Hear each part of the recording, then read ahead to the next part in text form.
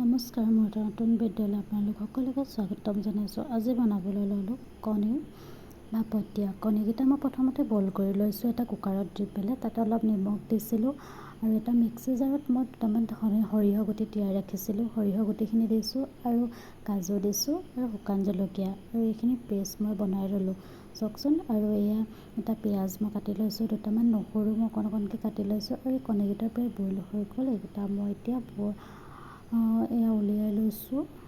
তাৰ পৰা এখন কেৰাহীত এখন তেল গৰম কৰি ৰাখিছিলোঁ, তাতে যিখিনি মই পিঁয়াজ কাটি ৰাখিছিলোঁ পিঁয়াজখিনি দিছোঁ আৰু নহৰুকেইডোখৰি তাত মই দি দিছোঁ আৰু অলপ গল্ডেন ব্ৰাউন হোৱাৰ পাছত নমাই দিব। যিটো আমি ভাপত দিম তাতে নমাই দিব আৰু এয়া নমাই দিব। তাত যিখিনি মই পেষ্ট কৰি ৰাখিছিলোঁ পেষ্টখিনি তাতে মই দি দিছোঁ ভালদৰে দি। তাতে অকণ ধনিয়া দিছোঁ, ধনিয়া গুড়ি, জিৰা গুড়ি, হালধি গুড়ি, ৰঙা জলকীয়া গুড়ি, সোৱাদ অনুসৰি দিব নিমখ আৰু অকণমান চেনি দিব যাতে সোৱাদটো অলপ ভাল আহে। আৰু ইয়াতে এইখিনি মই ভালদৰে মিক্স কৰি লৈছোঁ।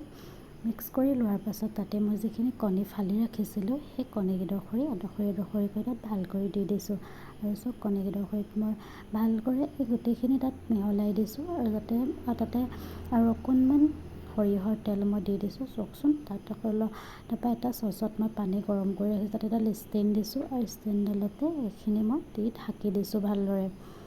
ঢাকি লৈ প্ৰায় আধা ঘণ্টা থকাৰ পাছত নমাই দিব। চাওক এইখিনি আমাৰ ৰেডি হৈ গ'ল। কেনেকুৱা লাগিছে কমেণ্ট কৰি জনাব। এই ভিডিঅ'টো আচলতে মই ফেচবুকতহে পাইছিলোঁ আৰু ময়ো বনাই চালোঁ, ভাবিলোঁ আপোনালোককো শ্বেয়াৰ কৰি দেখাওঁ। কেনেকুৱা লাগিছে জনাব। ধন্যবাদ।